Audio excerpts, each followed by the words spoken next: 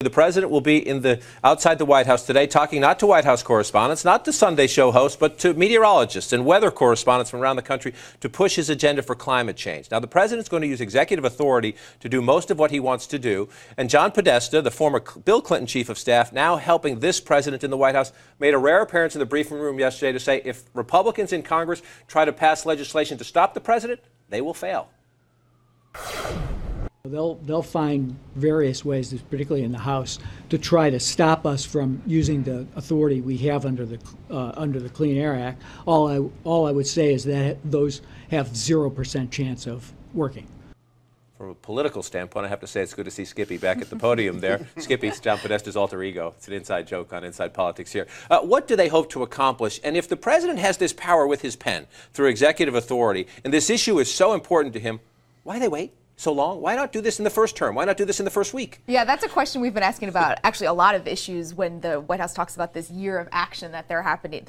You know, if these things are so important, why didn't you do them earlier? On climate, you know, there are a couple of reasons. There are some interesting politics in the Democratic Party when it comes to climate change. You have people who are up for re-election on the Democratic side in the Senate who are from states like Louisiana, where talking about renewable energy, new types of power like solar doesn't really play well when they have oil-driven states. On the types of action we're expecting from the White House this year, we should look for some regulations in June on power plants. That's one of the things that Podesta is talking about the Senate trying to block.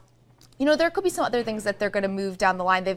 They've tried to avoid putting specifics on it, and our question still is how broad, how sweeping this will be, or will these just be sort of small measures? And so the president tries to move forward on this, Ron, and as Julie notes, Mary Landrieu, incumbent senator in Louisiana, tough race. Mark Begich from Alaska, another oil state, incumbent in a tough state. They will look for chances here to stand up to the president, not help the president, right? Right, and that's part of the problem here. The president has missed an opportunity to really seize one of the most important issues facing our globe, not just our country, and he's let politics get in the way. If you talk to him privately, what he'll argue is that his main job here is to educate the public, to try to create a sense of urgency among the public, to try to have a common set of facts in the public so that the next president and the president after that can really accomplish this problem. I'm kind of, he had 8 years. Why don't you start sooner? Well, we'll see how he does starting now. We'll watch this going forward. As you noted, it is a critical issue for the globe.